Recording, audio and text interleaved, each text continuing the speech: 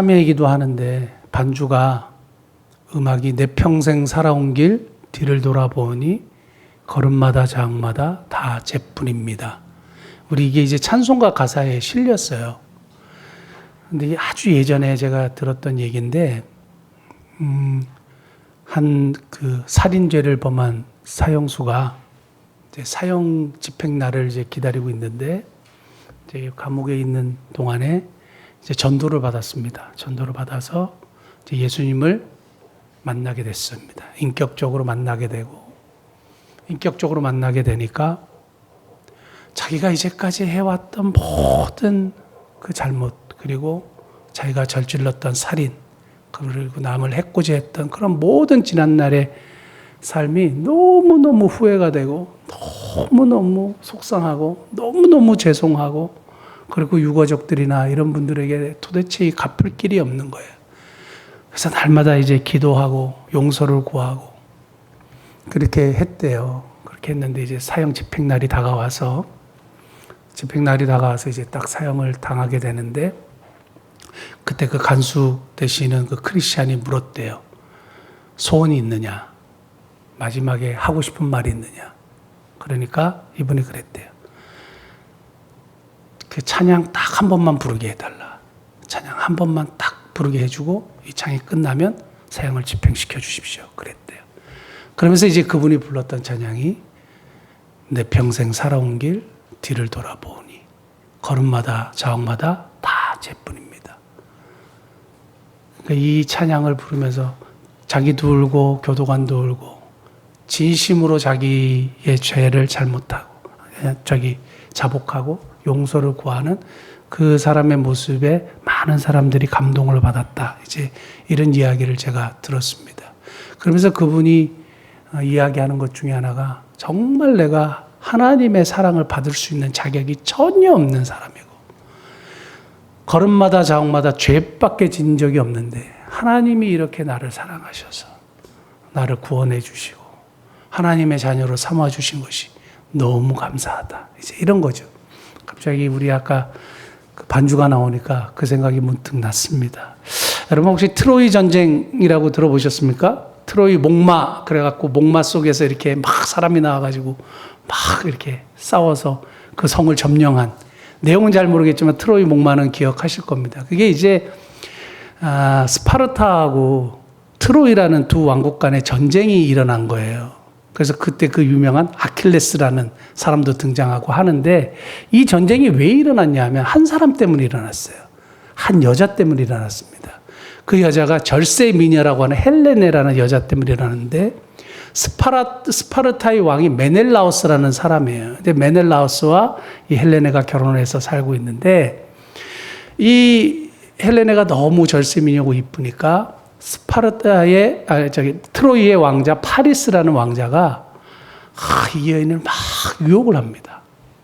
그리고 너무너무 좋아하니까 우리 트로이로 가자 막 이렇게 가지고 막 유혹을 했습니다. 결국 헬레네가 그 유혹에 넘어갑니다. 그래서 트로이로 가요. 그걸 듣고 메넬라우스가 완전히 화가 났습니다. 그래서 전쟁을 일으킵니다. 그래서 트로이와 스파르타 그리스 간의 전쟁이 이렇게 일어나게 되는 거예요. 그래서 한 여인을 찾기 위한 전쟁이 일어났는데 그 때문에 수많은 사람들이 죽어요. 그걸 결국에 메넬라우스가 헬레네를 찾아가지고 데리고 오고 이제 트로이는 멸망을 하게 되는데, 이게 이제 그리스 신화에 나오는 이야기고 이미 여러분들에게 많이 알려진 그런 역사적인 사실인데, 이 트로이 전쟁을 가지고 예기치 못한 사랑이라는 책에서 하나님이 우리를 사랑하시고 하나님이 우리 인간을 찾으시는 그런 모티브로 사용을 했습니다. 뭐라고 썼는지 제가 한번 읽어봐 드릴게요. 하나님께 사랑받는 우리가 헬레네처럼 우주의 위기를 자초했다. 우리는 진정한 사랑의 품에서 떠났고 하나님은 우리를 되찾기 위해 역사상 가장 큰 전쟁을 벌이셨다. 하나님은 친밀함을 나누려고 우리를 창조하셨고 그분께 등을 돌렸을 때도 그런 우리를 위해 오시겠다고 약속하셨다. 개인적인 사자들도 보내셨다. 우리 마음을 되찾기 위해 때로는 때리시고 때로는 어루만지셨다. 모든 시도가 실패하자 하나님은 대담하게 이를 데 없는 계획을 품으셨다. 밤을 틈타 신분을 감추고 적의 진영에 잠입하신 것이다. 쉽게 말하자면 갓난아기로 태어나셨다. 온 세상이 악의 권세에 눌려 있었고 우리는 어둠의 지하 감옥에 갇혀 있었는데 하나님께서 위험을 무릅쓰고 우리를 구원하러 나서셨다. 왜 그러셨을까? 우리에게서 뭘 보셨기에 질투하는 연인처럼 행동하신 걸까? 그렇게 위험을 무릅쓰시고 어둠의 왕국만이 아니라 우리 스스로 만들어낸 우상까지 공격하신 이유가 무엇일까? 그것은 우리를 멸하시기 위한 공격이 아니었다. 우리 마음을 다시 차지하시기 위한 공격이었다. 하나님이 이런 맹렬한 뜻을 행동에 옮기시면서 우리에게 원하신 것은 무엇이었을까? 하나님이 원하시는 것은 바로 우리다. 우리의 마음이었다. 이렇게 썼습니다. 헬레네를 찾기 위해서 메넬라우스가 전쟁을 벌인 것처럼 하나님을 떠나서 막 엉망으로 살아가는 우리를 찾기 위해서 전쟁을 벌이셨다 이거예요. 그리고 우리의 마음을 얻기 위해서 하나님은 많은 희생의 대가를 치르시면서 그 일들을 이루셨다 이거죠. 결국 예수 그리스도의 십자가를 통해서 그 일들을 이루신 사건을 이야기하는데 저는 오늘 이런 맥락을 통해서 오늘 본문을 이해하면 참 좋겠습니다. 오늘 바람이 나서 집을 나간 고멜이라는 아내를 하나님이 호세아에게 다시 찾아가서 사랑하고 데리고 오고 값을 지불해서 사오라 이렇게 이야기합니다. 사실은 고멜을 다시 찾아가 가지고 이렇게 데리고 오기가 쉽지 않은 일이죠. 그리고 또 돈을 주고 사야 된다는 것은 이미 노예로 전락해 버린 여자가 됐다는 거예요. 이제 돈을 주고 사고 파는 여인이 됐다 이거예요. 그리고 그 여인을 다시 또 사랑하라고 하니까 이게 쉽지 않은 건데 사실 이제 호세아는 하나의 시청각적으로 하나님이 보여주시는 거고 실제적인 삶이지만 호세아를 통해서 하나님이 이스라엘 백성들을 어떻게 사랑하고 계시는지 보여주시는 그런 내용입니다. 우리가 잘 알고 있듯이 호세아는 언제 활동을 했냐 하면 여로보암 2세라는 이스라엘의 13대 왕 그러니까 가장 이스라엘이 번영하고 번성하고 잘 나가고 부유했을 때 그때 활동을 했어요. 그러니까 그때 보면 사람들이 굉장히 부유하고 잘 나가고 뭐 이렇게 필요한 것이 없고 할 때 보면 하나님이 필요 없는 것 같아요. 왜냐하면 다 있잖아요. 즐기고 그리고 가지고 싶은 거 뭐 다 있고 다 즐길 수 있고 다 할 수 있으니까 하나님의 필요가 없는 거죠. 제가 그 맨하탄에서 뉴욕 맨하탄에서 목회할 때 이런 얘기를 되게 많이 들었어요. 뭐냐면 교회 다니는 사람들 루저다. 그러니까 교회 다니는 사람들은 다 루저다. 잘 나가고 똑똑한 친구들, 돈이 많고 이렇게 막 엄청 부유한 사람들이 왜 교회를 왜 다니냐 이거예요. 그 나약한 사람들이나 신을 의지하지. 이제 이런 얘기를 굉장히 많이 들었단 말입니다. 근데 놀라운 건 뭐냐 하면 9.11 터지지 않았습니까? 9.11 쌍둥이 빌딩 월드 트레이드 센터가 이렇게 무너지는 걸 보고 그 루저라고 했던 사람들이 다 교회를 몰려왔다는 거예요. 그리고 다 이렇게 머리를 숙이고 인간의 연약함 앞에서 하나님을 찾게 되었다. 이런 이제 이야기를 들었는데 사람들이 이렇게 번영하고 잘 나가고 부족한 것이 없을 때 쉽게 하나님을 잊어버리고 하나님을 떠나는 것 같아요. 여러분 삶이 평안하면 기도하시겠습니까? 기도 안 하죠. 하나님을 찾지 않아요. 세상에서 제일 교만한 것이 뭔지 아세요? 기도하지 않는 거예요. 기도하지 않는 것은 나 혼자 살 수 있다는 거죠. 하나님 없이 내가 살 수 있다는 거죠. 그러니까 내가 교만하나 안 하냐 딱 판단할 수 있는 기준 하나 있어요. 내가 기도하냐 안 하냐 그러면 내가 교만하냐 교만하지 않느냐 정확하게 알 수 있는 거예요. 기도하지 않는다는 것은 하나님을 의지하지 않는다는 것이고 하나님의 도움이 필요 없다는 것이고 하나님과 동행하지 않는다는 증거죠. 사랑하는 성도 여러분 기도하셔야 됩니다.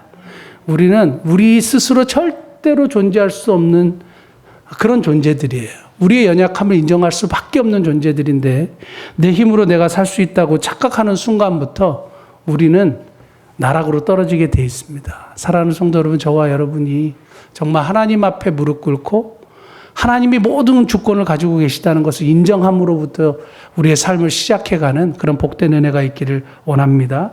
자, 그런데 이렇게 번영하는 시기에 호세아가 활동하고 막 이제 외쳤습니다. 외쳤는데 이스라엘 백성들이 절대 돌아오지 않죠. 아무리 얘기해도 돌아오지 않죠. 뭐 필요한 게 없으니까. 너무 잘 나가고 돈도 많고 사업도 잘 되고 뭐 하나님을 찾을 이유가 없으니까. 호세아가 아무리 외쳐도 안 되니까 하나님이 완전한 시청각으로 딱 보여주시는데 호세아 1장 2절에 보면 음부된 여인을 가서 사랑하라는 거예요. 음부된 여인을 가서 사랑하라는 거예요. 그러니까 음부된 여인은 몸을 파는 여인이죠. 그러니까 사랑을 받을 만한 자격이 없고 그 여인을 사랑하기가 어려운데 가서 사랑하라는 겁니다. 그 이야기는 하나님을 떠나서 우상에게 자기를 드린 이스라엘 백성들을 내가 그렇게 사랑한다는 것을 호세아를 통해서 보여주시는 거죠. 그래서 호세아가 이 고멜이라는 여인을 만나서 사랑하고 결혼하고 새 아이를 낳습니다. 새 아이를 낳은 다음에 새 아이를 딱 낳고 어떻게 했느냐? 또 휙 다른 남자한테 갔어요. 네, 그런 상황에서 하나님이 오늘 3장에 이제 이런 이야기를 하시는 겁니다. 여호와께서 내게 이르시되 이스라엘 자손이 다른 신을 섬기고 건포도 과자를 즐길지라도, 이 건포도 과자는 언제 보통 사용됐냐 하면 바알 신에게 제사를 드릴 때. 그래서 건포도 과자를 즐긴다는 것은 바알 신에게 제사를 드리는 것을 즐겨하고, 바알 신에게 제사를 드리는 것을 즐겨한다는 것은 아주 난잡하고 아주 성적으로 문란하고 그리고 아주 하나님이 싫어하시는, 가장 싫어하시는 행위를 했다는 겁니다. 그것을 즐겨 했다는 겁니다. 그럼에도 불구하고 뭐라 그럽니까? 여호와가 그들을 사랑하나니. 내 마음은 사실은 징계가 아니고 너 혼내는 게 아니고 너희가 그렇게 내가 싫어하는 짓을 골라서 하고 내가 제일 싫어하는 걸 한다 할지라도 내가 너희를 사랑하는 거야. 이게 내 마음이야. 그걸 호세아 네가 그것을 보여줘. 이제 이렇게 얘기하는 건데요. 여호와가 그들을 사랑해요. 너희가 비록 우상을 숭배할지라도, 너희가 비록 좀 하찮게 이렇게 시원찮게 삶을 살아갈지라도, 하나님의 뜻을 어기고 맨날 그렇게 한다 할지라도 내가 너희를 사랑한다고 하나님이 우리에게 지금 말씀하고 계시는 줄 믿습니다. 저는 그래서 호세아를 쭉 이렇게 읽어보니까 정말 자격이 없어요. 이스라엘 백성들이나 우리나 자격이 없어요. 그런데 하나님이 자격이 없을지라도 우리를 사랑하신다는 거예요. 그리고 내가 자격이 진짜 없는데 사랑을 받는다는 거예요. 그냥 일방적으로. 하나님은 자격이 없는 자를 사랑하시고 자격이 없는 우리는 그 사랑을 받을 자격이 없는데 사랑을 받고 있다는 겁니다. 결국 이러한 사실을 통해서 제가 세 가지를 한번 여러분들하고 나누기를 원하는데, 자격이 없을지라도 사랑하시는 하나님의 이 말씀 속에 무엇을 발견했냐 하면, 첫 번째는 뭐냐 하면 포기하지 않으시는 사랑이요. 포기하지 않으시는 사랑이요.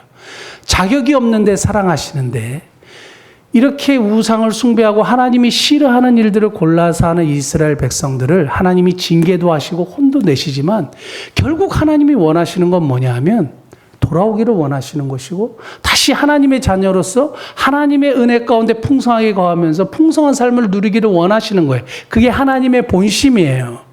그래서 너희가 그렇게 건포도 떡을 즐길지라도, 그러니까 우상 숭배를 할지라도 내가 너희를 너무너무 사랑하고 있다. 그것을 좀 기억해 줬으면 좋겠다. 내가 너희를 여전히 변함없이 사랑하고 있다는 것을 너희가 기억해 줬으면 좋겠다. 주님이 계속 그렇게 얘기하시는 겁니다. 지난 주일에 살펴봤듯이 유다왕 아하스는 아주 끝까지 회개하지 않은 나쁜 놈이에요. 나쁜 놈인데 하나님이 굳게 믿지 않으면 굳게 서지 못해.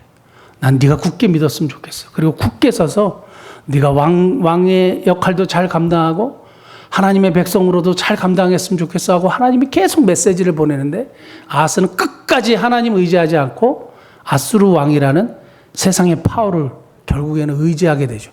결국 그 세상의 파워에게 자기가 뒤통수 맞고 그리고 어려움을 당하게 되는 것을 우리가 보게 됩니다. 그래서 참 안타까운 인생을 살게 되는데, 그 아하스에게도 하나님이 끝까지 말씀하시죠. 왜요? 포기하지 않는 거예요. 악한 사람이라도 포기하지 않는 겁니다. 제가 성경을 이렇게 쭉 보다 보면 하나님이 포기하지 않으시는데 누구까지 포기하지 않으시냐 하면 제일 나쁜 놈들이요. 진짜 그거는 하나님이 좀 포기해 주셨으면 좋겠는데, 이런 사람들은 하나님이 좀 포기해 주셨으면 좋겠어요, 진짜. 그런데 성경을 보면 하나님이 그 사람도 포기를 하지 않아요. 그게 하나님과 우리의 차이예요. 우리는 그 사람이 탁 죽었으면 좋겠어요. 그냥 탁 하나님의 그냥 딱 칼을 맞아가지고 그냥 폭삭 망해버렸으면 진짜 좋겠는데, 하나님은 이 사람을 포기하지 않는 거예요. 하나님 이 사람을 포기하죠. 대표적인 사람이 누굽니까? 이스라엘에는 아합이에요. 성경 한 번만 찾아보겠습니다.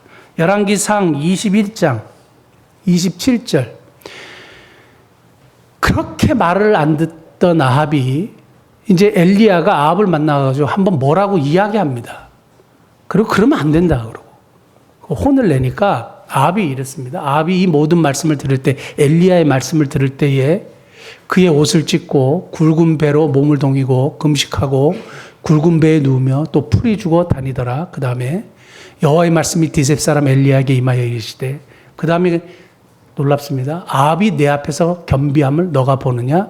그가 내 앞에서 겸비함으로 내가 재앙을 저희 시대에 내리지 아니하고 그 아들의 시대에야 그의 집에 재앙을 내리라 하셨더라.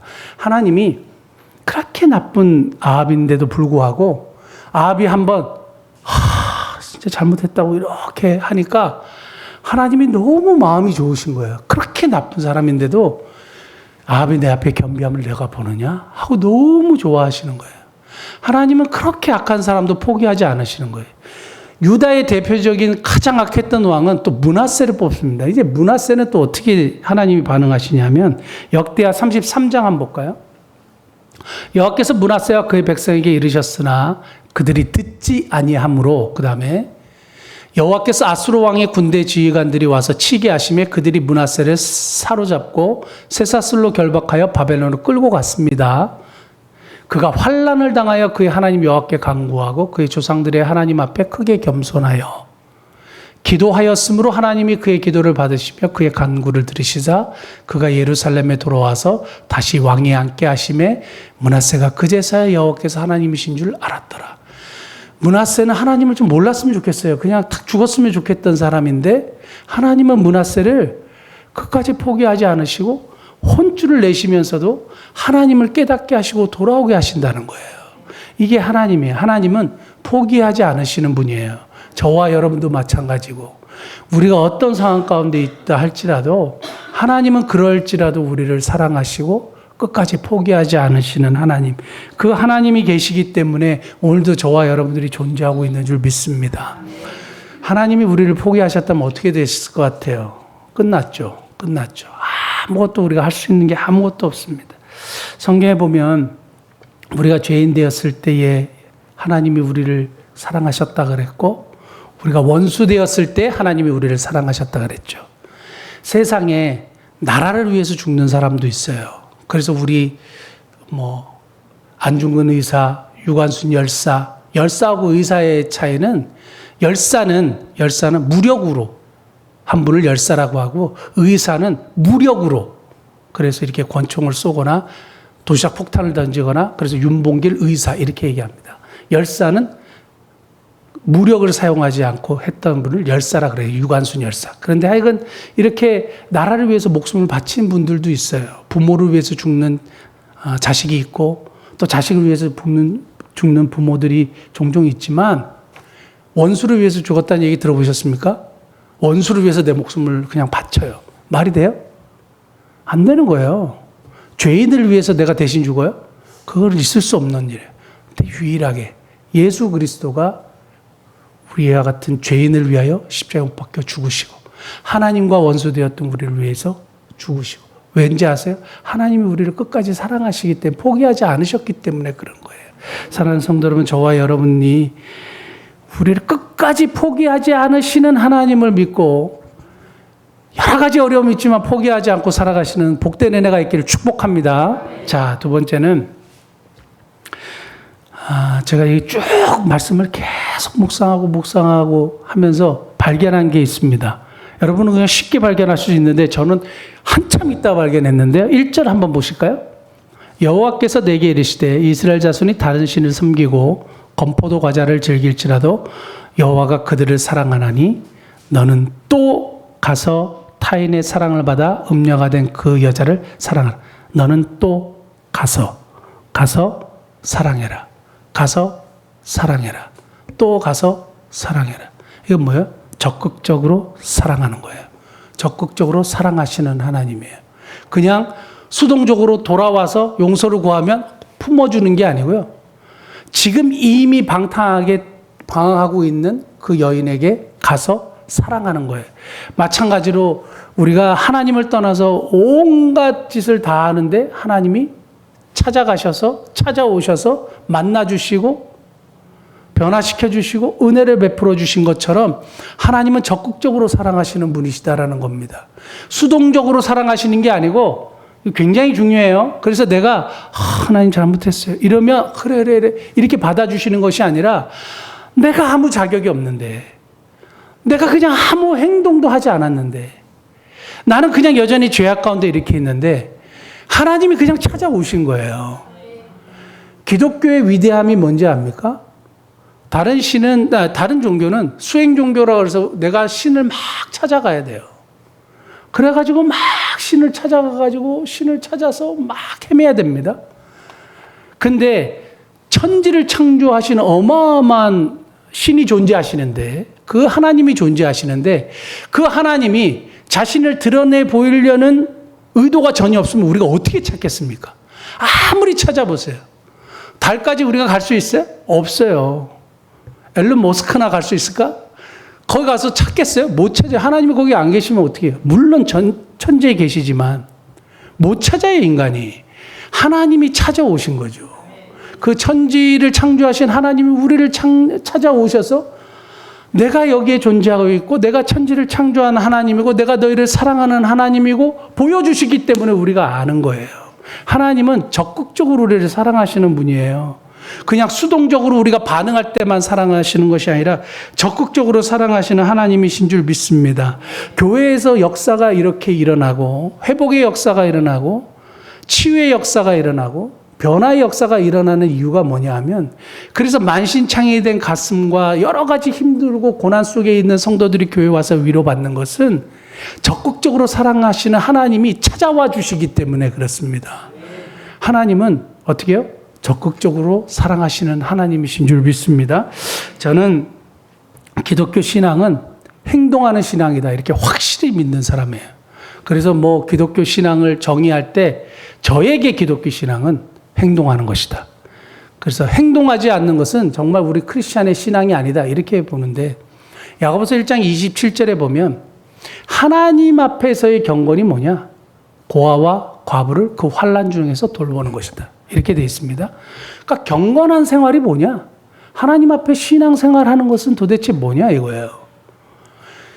우리 크리스찬의 신앙생활은 사변적인 게 아닙니다. 사변이라는 것은 생각으로 옳고 그름을 판단하고 생각하는 것을 사변적인 거라고 이야기하는데, 기독교 신앙은 사변적인 신앙이 아니에요.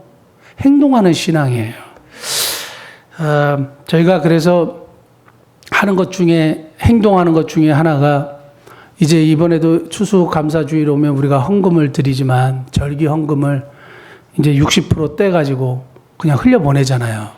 그냥 그렇게 하는 거예요. 행동을 하는 거예요. 별거 아닌 것 같지만 교회는 하나님이 기뻐하시는 그런 행동해야 되는 거죠. 실천해야 되는 거죠. 저는 이번에 우리 조태승 목사님 지난 9월 며칠에 에버랜드 가는데, 저는 태국 가서 같이 못 갔는데 정말 많은 이렇게 좀 도와드리고 싶은데 많은 사람들이 가지 못해서 좀 되게 안타까웠습니다. 이런 일들을 좀 동참하고 하면 좋은데, 저희가 10월 10일에 이제 소망의 집 중증 장애인들 데리고 저희는 이제 어떤 계획을 했냐 하면, 롯데월드타워 요 앞에 있잖아요. 요 앞이래. 저쪽에 롯데월드타워하고 롯데월드 퍼레이드 한번 구경시켜 주려고요. 그래서 롯데월드타워 꼭대기 올라가서 한번 보여주려고요. 그리고 이제 이번에는 재영이, 제가 계속 집중하고 있는 애가 재영입니다.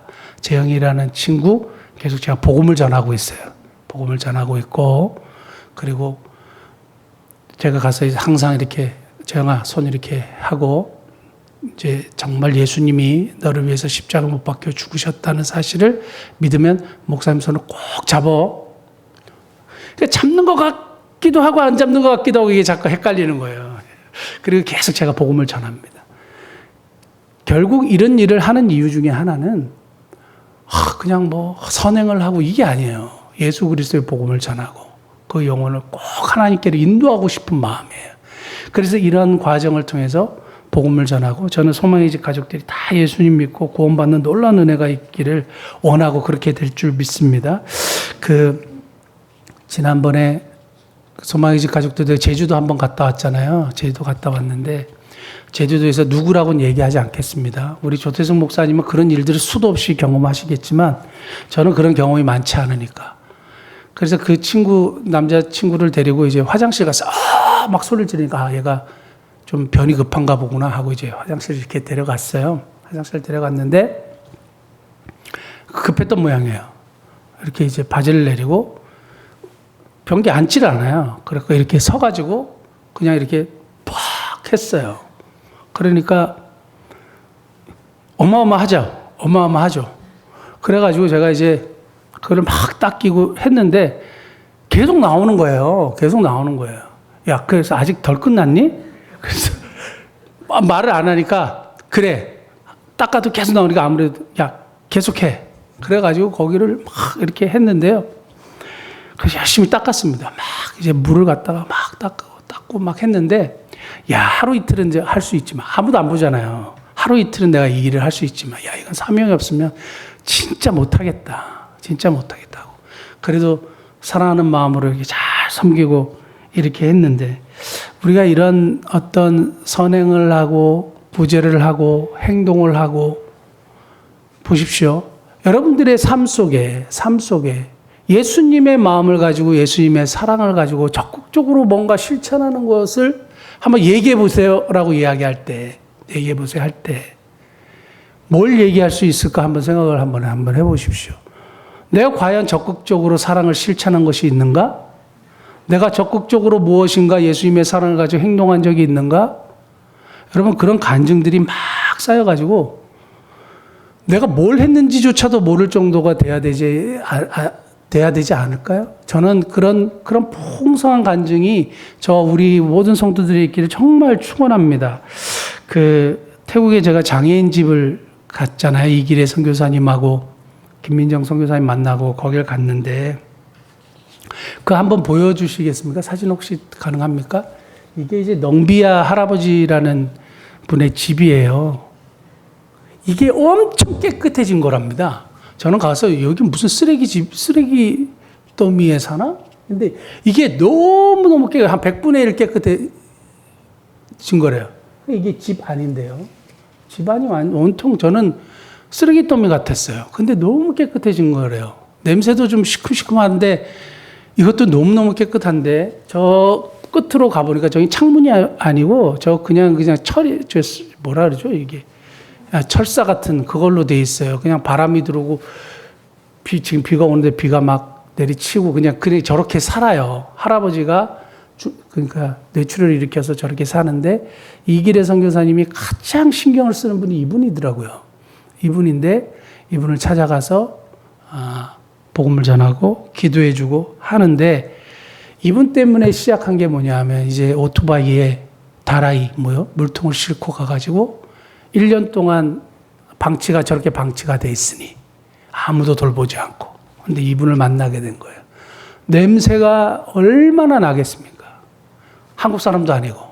냄새가 얼마나 나겠습니까? 그래서 물통을 가가지고 이 할아버지 씻긴 거예요. 씻기고 예수님의 사랑을 얘기하고 복음을 전하고 하는 거. 처음부터 복음을 전하거나 그런 것은 아니지만 이러한 예수님의 사랑으로 끌어안고 목욕시키고 안아주고 복음을 전한다는 것이 쉬운 일이 진짜 아니죠. 한 사람에게 그런 삶을 살아가게 되는 건데 이렇게 하는데요. 우리는 가까운 사람에게조차 이게 잘 안 되는 거죠.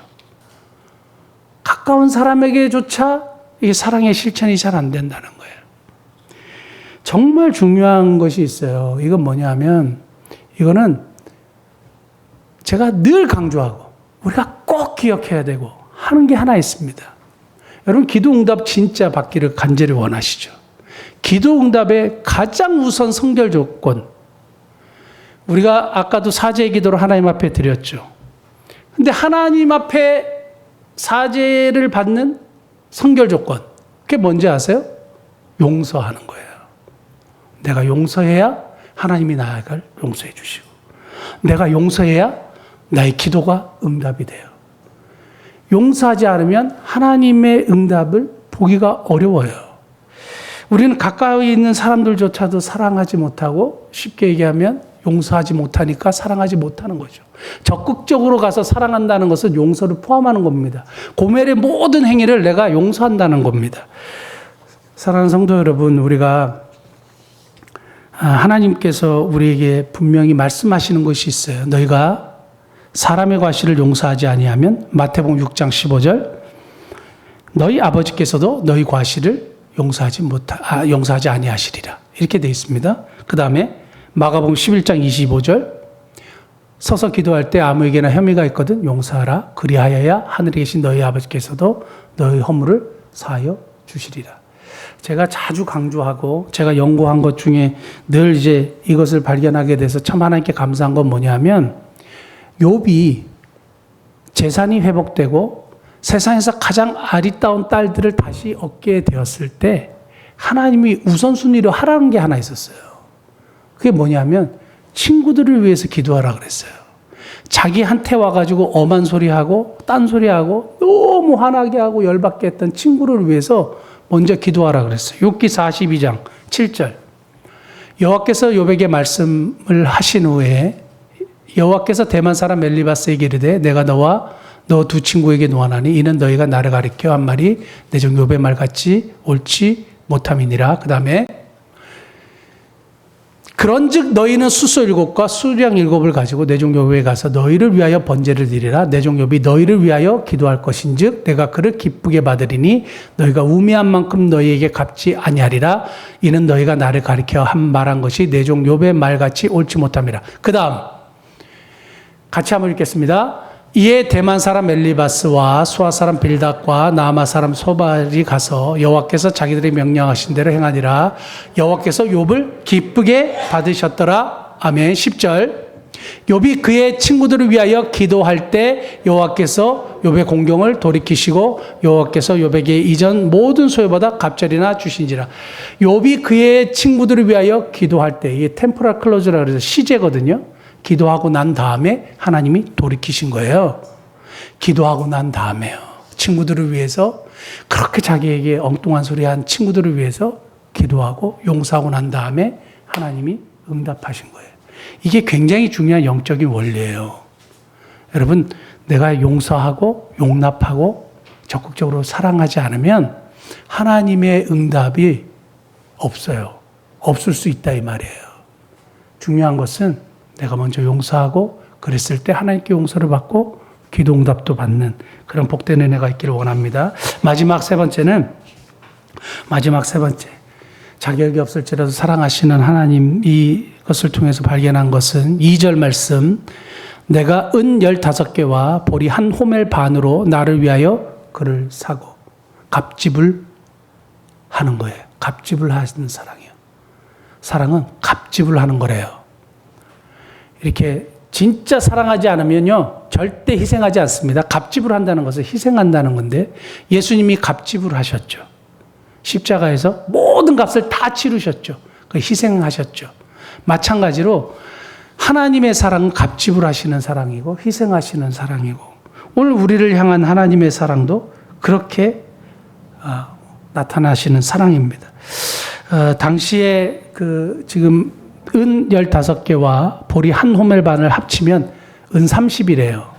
그래서 예수님이 은 30에 팔렸잖아요. 그래서 그것과 이렇게 대입을 시키기도 하는데 은 30을 주고 사왔잖아요. 그러니까 리딤이라 그래요. 속량이라 그래요. 값을 치르고 사왔어요. 저와 여러분들을 예수 그리스도께서 핏값으로 주고 사셨다. 이런 의미와 동일합니다. 결국에는 값을 치르고 이 여인을 사셨습니다. 하나님은 지금도 기꺼이 값을 치르시고 우리를 구원하시기를 기뻐하시고 희생하시면서 우리를 구원하시기를 기뻐하시고 이런 일들이 계속 있는 건데요. 아까 그 할아버지 있잖아요. 태국의 그 넝비 할아버지라는 그 할아버지를 선교사님 만나면서 이런 이야기를 들었어요.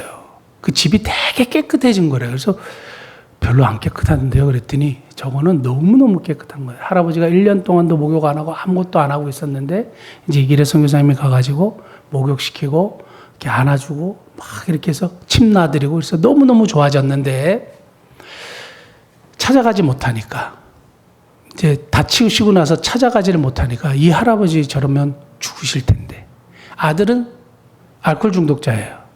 그러니까 할머니가 살아계실 때는 할머니가 막 맨날 때려가지고 할아버지가 맨날 이렇게 피를 흘리고 그랬대요. 그런데 이런 상황에서 저 할아버지 그냥 냅두면 아들이 절대 밥을 안 줄 거고 굶어 죽을 텐데 하는 마음이 계속 있으셨대요. 아프시면서. 그래서 우리가 간병인을 고용하자. 그리고 간병인의 월급을 우리가 주자.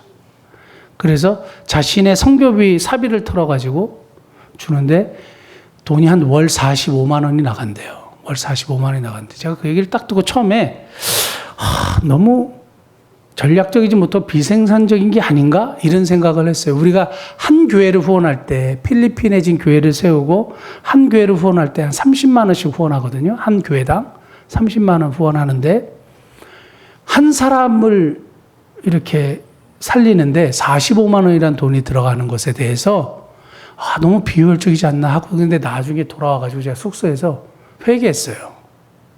그게 뭐냐면 이분들에게는 한 영혼이 천하보다 귀하다는 정말 믿음을 갖고 있는 거예요. 선교는 한 영혼을 하나님께로 인도하는 거다. 그래서 그 값집을 하는 것이 아깝지 않은 거예요. 누가 그 소외된 사람을 위해서 45만 원 매달 자기 돈에서 이렇게 돈을 내겠습니까? 그 쉽지 않은 거죠. 사랑이 아니면 할 수 없는 거예요. 값집으로 하는 겁니다. 우리가 하나님이 우리를 예수 그리스도의 그 값지불을 통해서 구원하신 것처럼 오늘 우리에게 원하시는 것은 무엇일까요? 호세아에게 명령하셔서 가서 값지불하고 그 애를 다시 사와서 사랑해라. 이런 것처럼 저와 여러분들에게도 하나님이 오늘 우리에게 그러한 것을 요구하시는 것이라고 믿습니다. 뭐냐 하면 값지불하기까지 사랑하는 사랑 그리고 영혼들을 사랑하는 마음 하나님이 우리에게 요구하시는 그런 명령이라 믿는데 첫 번째 자격이 없을지라도 사랑하시는 하나님은 끝까지 포기하지 않으시는 하나님이시고 적극적으로 사랑하시는 하나님이시고 기꺼이 희생하고 값지불을 치르시면서 사랑하시는 하나님 그 하나님 의지하시고 승리하시는 저와 여러분 되시기를 예수님 축복합니다. 기도하시겠습니다.